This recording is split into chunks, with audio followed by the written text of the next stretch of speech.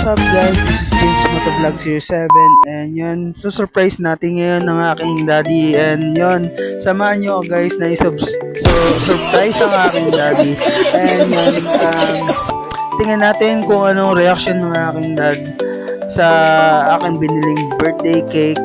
So samahan nyo ako guys, let's go! Guys, hindi pala niya alam na bumili ako ng cake niya at alam naman niya na lumabas lang ako para may tingnan sa baba ng car wash. So, hindi niya talaga alam na bumili ako ng cake para sa kanya. So, ito, pinaprepare namin ni Boss Kevin yung cake para i-surprise yung akin daddy. So, ito na nga, abang pinaprepare namin yung cake at saka yung candle, medyo nahirapan ako ibuksan yung candle kasi gawa nga na may balot ng plastic. So ito guys,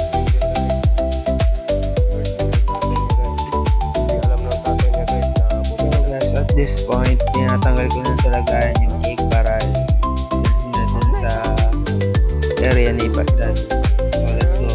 So ito na rin, so punta na tayo. Let's go, surprise natin ang aking daddy. Let's go. Pero kaya naman.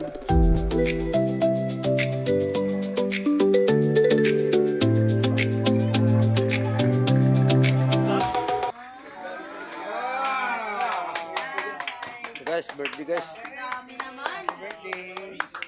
Meron pang dagdag ah. Wow! Guys, yun na nga, sobrang happy ng daddy ko. And yan, sa sobrang happy ko. And yun na nga, sabi niya, kiss ko raw si daddy. And yun, kinis ko na po. At yun na nga, at sabi niya, picture daw lahat kami. So yun, dito ko nakitapos muna yung aking video. And idudugtungan ko na lang guys, maya. So let's go, Boss Nathan. Yun.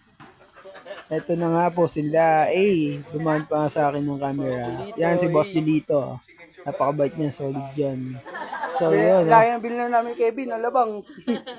Bili kami alabang. Picture.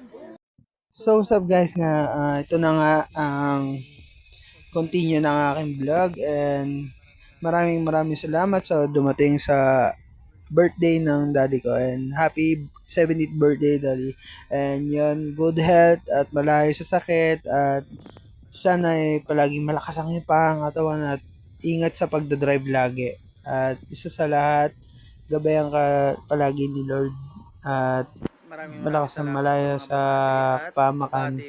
Thank you Lord sa paggabay niyo po sa magulang ko.